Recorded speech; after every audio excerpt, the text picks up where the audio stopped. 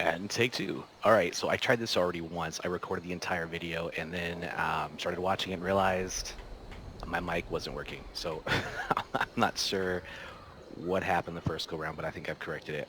At least I hope I have. I can't do that again. Welcome to my camp, fellow Wastelanders, mutants and ghouls. I'm going to show you guys something that I posted in a Facebook group earlier, and I got a lot of interest in how it was done. So I want to introduce you to the Wasteland's first uh, wireless and power switchable decontamination shower.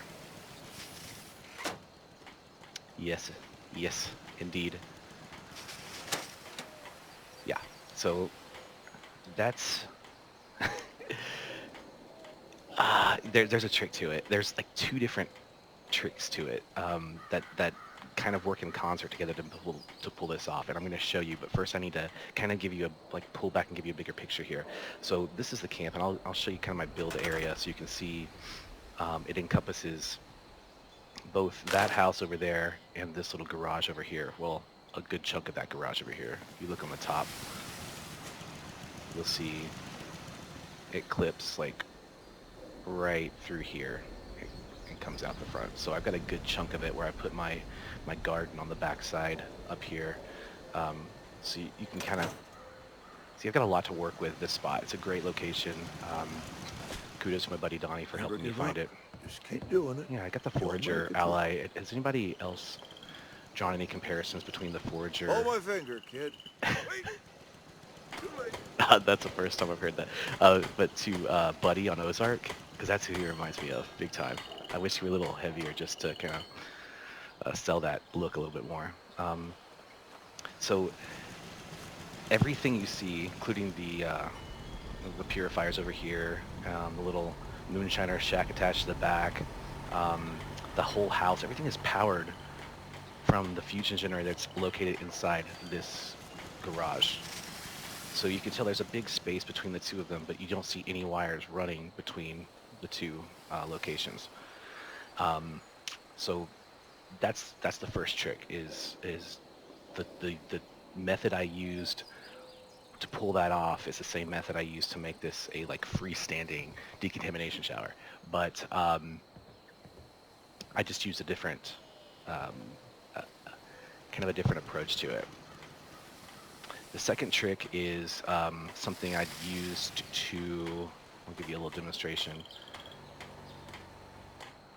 I don't know why I'm in third person, it drives me bonkers. Is the shelf trick. It's kind of like a clipping technique that you use, and I'll show you an example here in a second, but all of this stuff, usually you can only build on the top of a shelf, and here I'm able to put items on all levels of the shelf, and they're all functional and usable. So I use the same technique there. Again, same method, different application to pull off the decontamination shower. So I'm going to show you how to do both. And the first thing I'll do is take you inside the garage. There is no way to get in. You have to clip in using a camp stove.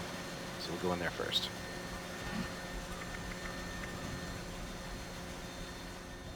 All right, now that we're in the garage, you can see here's method one.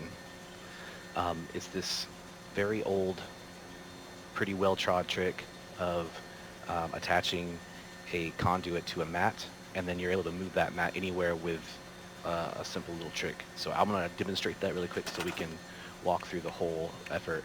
A lot of people use the big bath mat, but I think it's bulky and ugly, so I like to use these sleeker mats.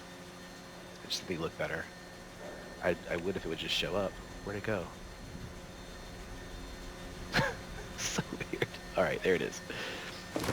All right, so we're going to use that as element one. And the second one is an upright power conduit. We're going to just drop it right on the mat. And then we're going to attach it to, we'll just attach it to this. You can attach it to the generator, to the switch, to anything you want. That switch controls the entire can. All right, so when you attach your wire, you just want to move it just a hair.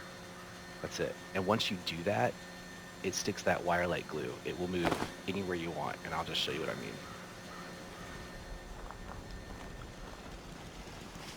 let's just go all the way with this. Let's go all the way over here. And there's the wire. And you see it just drops into the ground.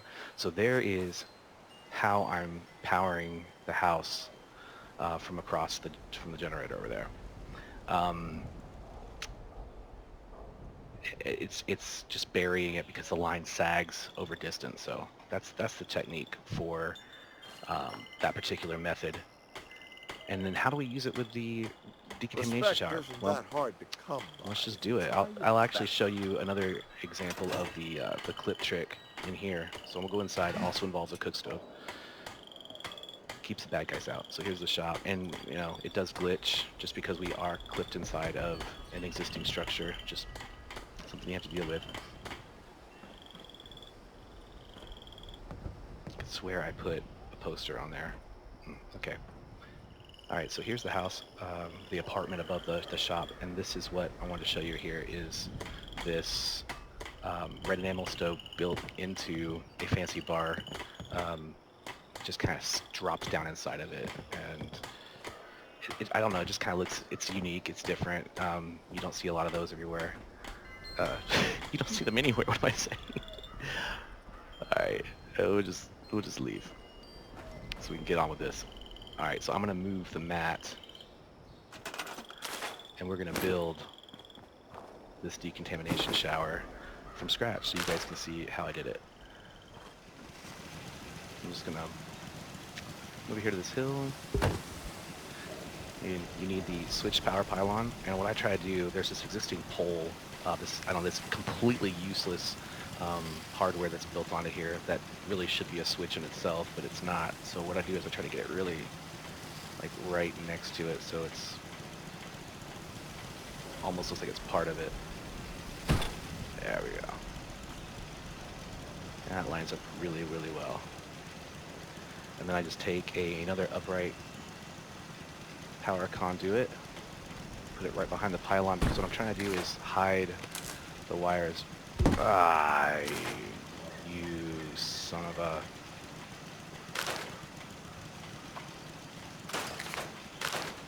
Yeah, I'm trying to hide the wire though, so it's not as noticeable. Alright, now the second phase after that is attaching it to power. Always want to make sure you touch the power first, because you will lose your conduit in the ground in this next step, and I'll show you what I mean. Better to start from this side. Boom. Alright, so now we're technically powered. All we would have to do is connect here to here, but that's the last thing you want to do, because it does kind of mess up a little bit if you don't, if you jump too far ahead. So we're going to come down here. Oh, don't forget. Just move this over a budge. There we go. Sticks like glue. You can go anywhere you want with this now. We're going to go to the side of this hill. And we're going to use, see how it's clipping into the terrain? That's what you're looking for. You want to find a good spot to do this. And then you're just going to place it. And you just notice the pylon dropped right down into the concrete on the base. And you see the power conduit in the back is almost completely submerged, just the tip's showing. Just the tip. Alright, so you just want to keep doing this until you get it at the level you want.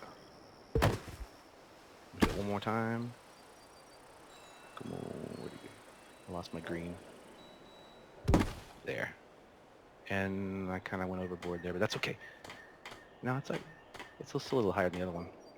But the point is, you don't want to completely bury this line. You want to keep that in place so you can attach it, this little tip of the pylon to power it. Alright, so now that we've done that, we're just going to go up here to the top of the hill, and I'm going to place it right here. That's it. And we're just going to snap the wire to it. To the, okay. Poor Here we kids go. these days. And again, Disco. maybe just better. And there it is.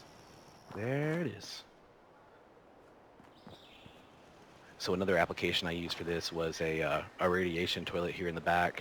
You gotta have your privacy, so I stuck it back here. A nice little place to have a go. But really, I like to play bloody, and you can see my health. I've already ran through the rad shower a couple times and got my health way above where I typically run. So a little radiation toilet here to bring my rads down. And you can tell there's, there's no wires, visible wires that you can see, but there's clearly wires there. You can tell it's powered. But it's using the same exact technique to pull that off, so just something else there. And I'm looking for other ways of applying this technique, these two techniques really.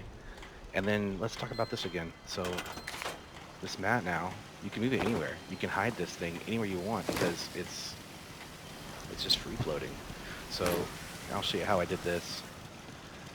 I couldn't get it through the concrete walls, but these windows, it lets me push through the windows of these things. So I just you're looking at your screen and you see on the right-hand corner of the red text, cannot place item, intersects with existing, needs support. I just keep moving it forward and kind of moving it around in there until I find a spot.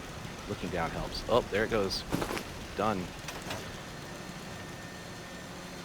We'll just go back inside. Have a look-see. There it is. And that's that. And then you can just kind of pull this in here, right beside the other one.